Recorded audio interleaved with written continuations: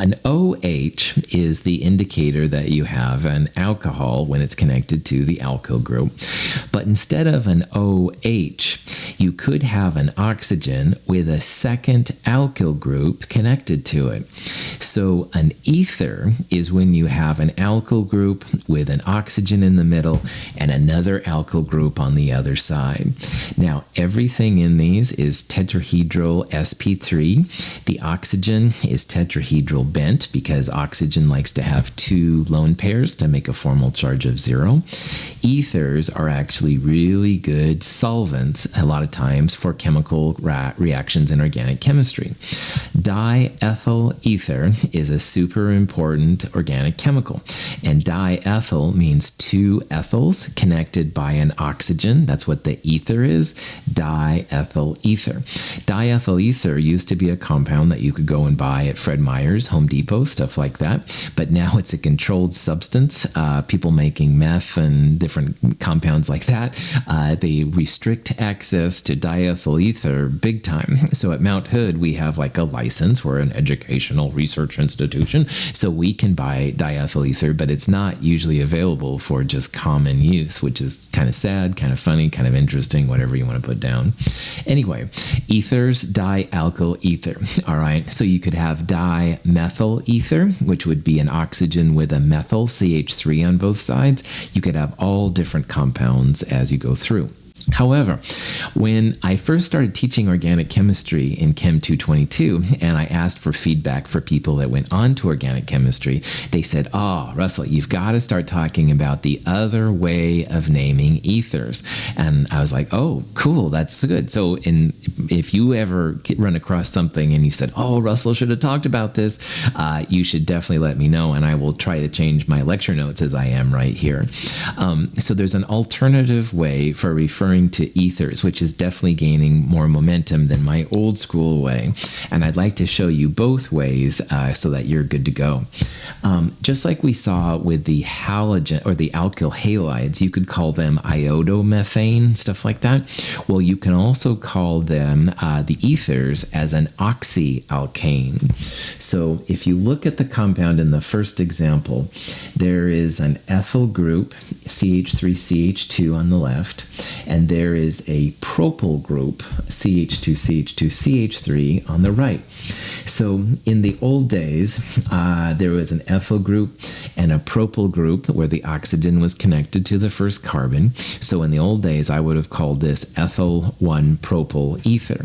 And in my chemistry 222 class, that's totally fine. However, there is a newer way of doing it, which has a lot of cool uses for it. You look at the shorter alkyl group. So ethyl is shorter than propyl, 2 carbons versus 3 carbons. The shorter name, you call it an oxy. So notice in the name it was ethyl minus YL plus oxy. Ethyl becomes ethoxy, and then the rest of it you call as if it was an alkane. So propyl becomes propane. So you could also call this crazy thing 1-ethoxy-propane. The ethoxy group is off the first carbon of propane. You could move that ethoxy group to the second carbon, and you could have 2-ethoxy-propane. So this is the newer way of referring to these molecules. And again, for Chem 222, either way is fine. I like you to listen to both of them so you get used to it. But in the real world, you might see this newer method more than the other way. The second one has a methyl group, and then there's a 3-carbon system that the ether is connected to. So the OCH3 is connected to the second carbon in a propane. So the OCH3 we would refer to as a methoxy group, shorter number of carbons, CH3 versus propyl. It's off the second carbon in what would be propane if it was just all hydrogen, but obviously it's not. So 2-methoxypropane would be the official name using the newer systems. In the old days, I would have probably called this something like methyl 2-propyl ether. Honestly, I think the newer way is pretty cool, to be honest. I kind of like the 2-methoxypropane actually propane.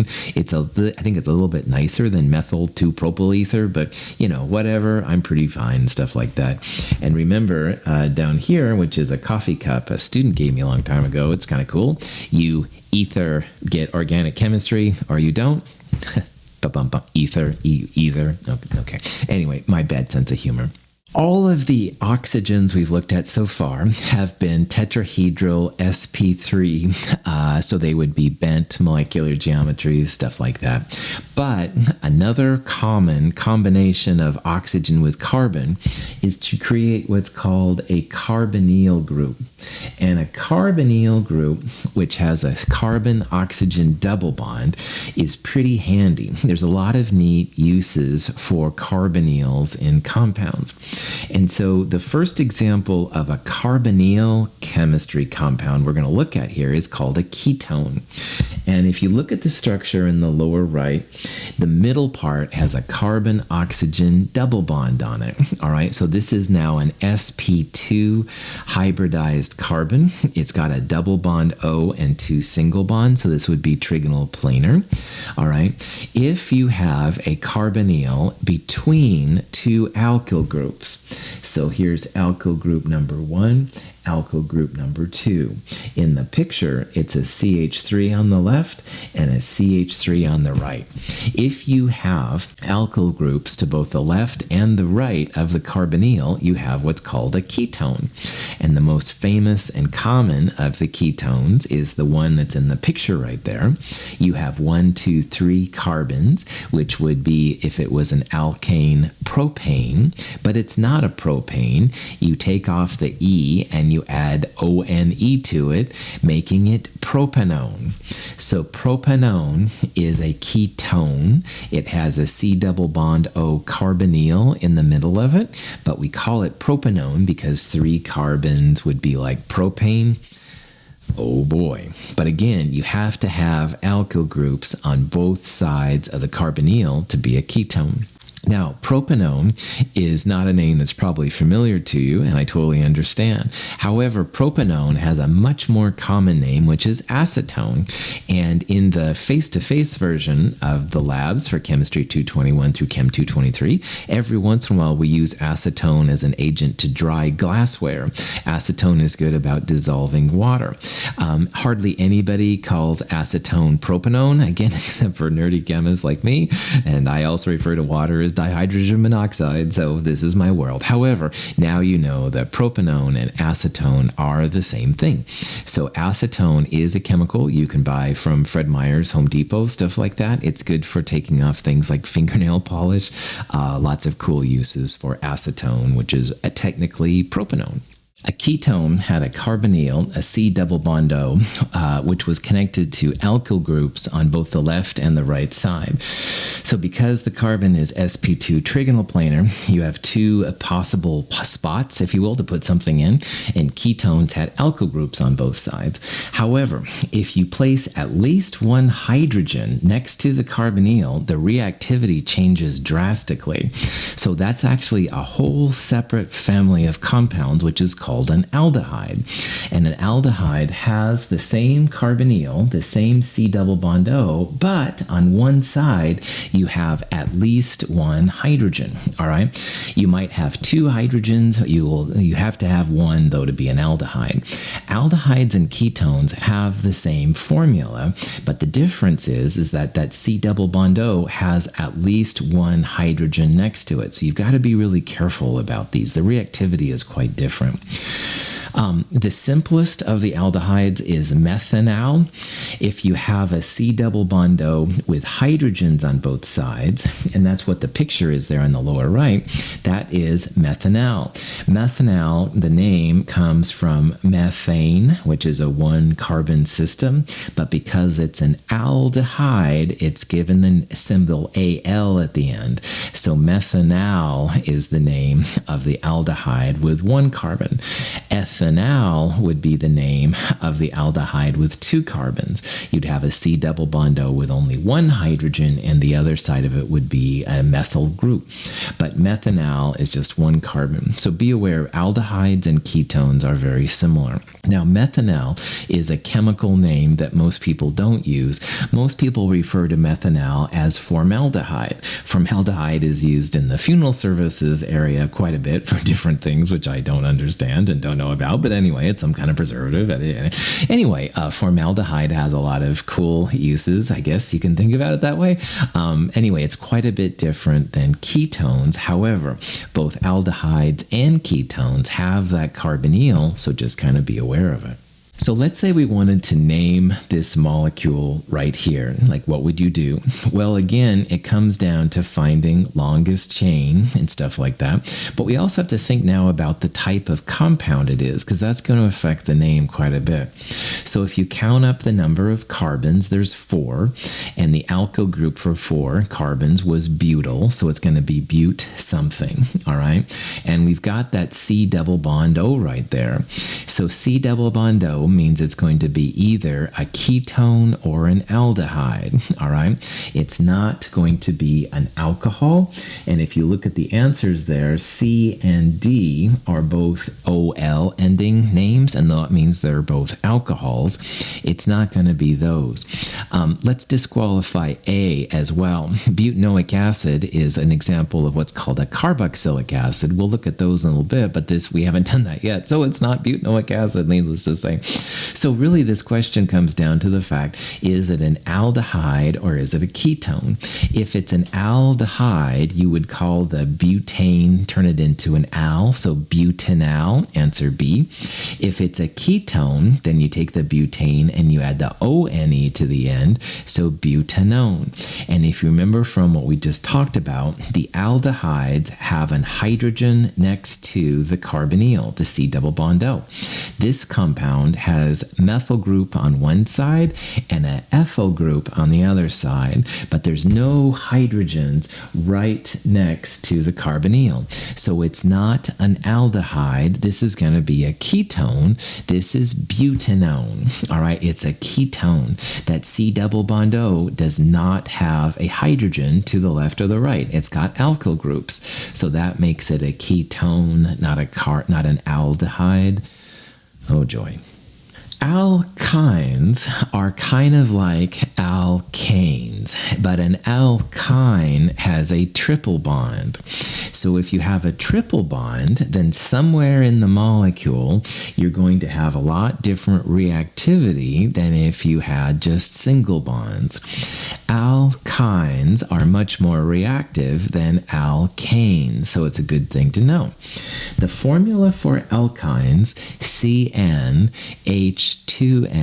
minus 2, which is kind of a strange thing. So in the example right there, we have an example of a pentyne. Pentyne means 5 carbons, like pentyl. So Cn, N is 5. Number of hydrogens, 5 times 2 minus 8, there's only going to be 8 hydrogens in that formula. And if you look up, that's the case. The triple bond takes out a lot of the hydrogens. Remember, all of these compounds are carbon-based, so they're going to have 4 bonds total, no more. If some of the bonds are taken up by a triple bond, you kick out hydrogens, etc., pretty good. It's 2-pentyne because if you count left to right, 1, 2, 3, 4, 5. So in this compound, you want to use smallest numbers possible. The 2 represents where the triple bond starts, and that's important. So 2-pentyne. If you counted right to left, this would be 1, 2, 3. You could also call this 3-pentyne, but again, smallest number, longest chain, the big thing, 2-pentyne is better, so you wouldn't use that numbering system. Ethyne is the simplest of the alkynes. Ethyne is 2 carbons because ethyl has 2 carbons. And if you have a triple bond between it, that makes HCCH, where there's a triple bond between the carbons. Ethyne's common name is acetylene. And acetylene torches are what they use for welding. Acetylene is basically an alkyne. A lot of energy in that triple bond that can be broken apart when you weld. An alkene is different than an alkyne. And I want to just put this on pause for a second. Alkanes were the simplest ones, where all the carbons had just hydrogens around, no double bonds, triple bonds, oxygen, etc., etc. Alkynes had a triple bond between them, so that was different, and this is an alkene. Alkenes have a double bond between them, all right? So there's alkanes, alkenes, and alkynes, and hopefully you can see now why the first term of organic chemistry, whoa, I was snowed in because I thought, oh, an alkane and an alkene are the same thing. No, they aren't, as I found out. My grade wasn't exactly the best for that class, but anyway, I digress, no reason to talk about the past, and you will be stronger now because you're hearing this. But anyway, alkenes have a double bond, and so because these are all carbons with 4 bonds total, each of those carbons can be connected to 2 other things, all right? Now, if you look at this first example, there are 1, 2, 3, 4, 5 carbons. So it would be pentane if it was an alkane, but this is not. It has a double bond, so it becomes pentene. The double bond starts between the second and third carbons, so 2-pentene would be fine. We'll talk about trans here in a little bit. However, just like with the alcohols, there is a move to, instead of calling it a 2-pentene, people are now referring it more and more as pent-2-ene. And again, there's some real good reasons why this is the case. I would be happy if you called this trans-2-pentene, but I'm trying to adjust my notes as much as possible to the newer way, so trans-pent-2-ene would be really cool. So anyway, 2 ways to name, 1 way is winning at the other one. Now, the structure that's rotating down there, the double bond you can see is kind of in the middle. And notice how the 2 hydrogens on the opposite sides of the double bond, like one is up and one is down. And that has to do with the trans part that's in front of it. So sometimes when you have an alkene, you're going to see different names there, which help the chemist to know what kind of a compound it is. Let's go back to this question and think about which of the following could be an alkene. Now, the generic formula for an alkene, CnH2n. So anything in that list with N carbons and 2 times N hydrogens could be an alkene. So we've already been through a lot of these before, but if you look at that list, the first one and the second one have a CnH2n formula. So like for the first one, N is 2, so 2 times 2 would be 4 hydrogens. Number 2, 5 carbons, 2 times 5, 10 hydrogens. Both of those could be alkenes. So for an alkene, both answers 1 and 2 could be an alkene. Now, if you remember from earlier, we also saw that a cycloalkane also has the generic formula CnH2n. Now, for C2H4, you can't make a cycloalkane. We talked about how you have to have at least 3 carbons to make the cycloalkane. However, it could be an alkene. You could have just a double bond between those 2 carbons and be good to go. If you had a formula, though, of C5H10, you really couldn't tell, right now anyway, if it was an alkene or a cycloalkane. C5H10 was that 2-pentene thing we saw earlier, all right? It could also be a cyclopentane. So as an organic chemist, you have to be careful. Sometimes you need more than just the formula to figure out exactly what it is. And that's something you'll see a lot in organic chemistry. Let's go back to the cis and trans. In the picture I had earlier, it was trans-but-2-ene or trans-2-butene, pentene, excuse me, I think it was. No big deal. These are butenes here.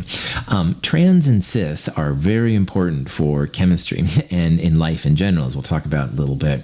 Cis and trans happens when you have a double bond and two of the pieces on opposite carbons are the same.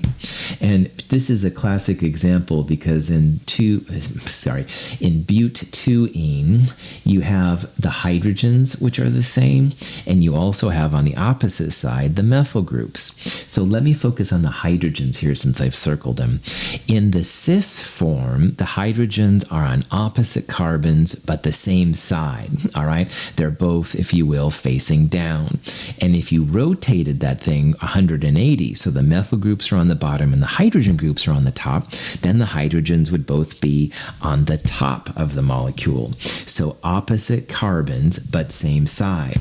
Trans means that those two things that are the same, opposite carbons and opposite sides. So notice how here the hydrogens are like opposite each other. And if you rotated it 90, the hydrogens would be top and bottom instead of bottom and top, but they'd still be opposite, right? So cis and trans, really important. And maybe you've heard about how trans fats are bad for you, all right? A trans fat has a double bond, and I believe they're hydrogens that are trans like that. And trans fats in our bodies don't gel as well with our bodies. They cause cancer. Cis fats apparently are better. So anyway, woohoo, trans fats, cis fats. But anyway, so do cis fats more than trans fats. Anyway, I digress. Cis and trans is really important. The reactivity of a cis is quite different usually than trans. We talked about polarity in chapter 7. Cis is going to be much more polar than trans. The hydrogens are kind of pulling opposite directions from each other, so they kind of cancel out. But in a cis form, you don't have anything canceling for polarity. So cis versions of alkenes are usually more polar than trans forms, so they can be quite different in their reactivity. So just realize that if you have a double bond and two things are the same on opposite carbons, you've got to include the cis and trans. If you don't, if you have three things that are the same, or if everything's the same, then you don't have to worry about cis-trans. But cis and trans will pop up quite a bit, like we'll see. Cis and trans, to turn a cis into a trans or a trans into a cis is very, very tough. It's a very high energy transition. So you don't usually see cis and trans going through isomerism, which means changing one into the other.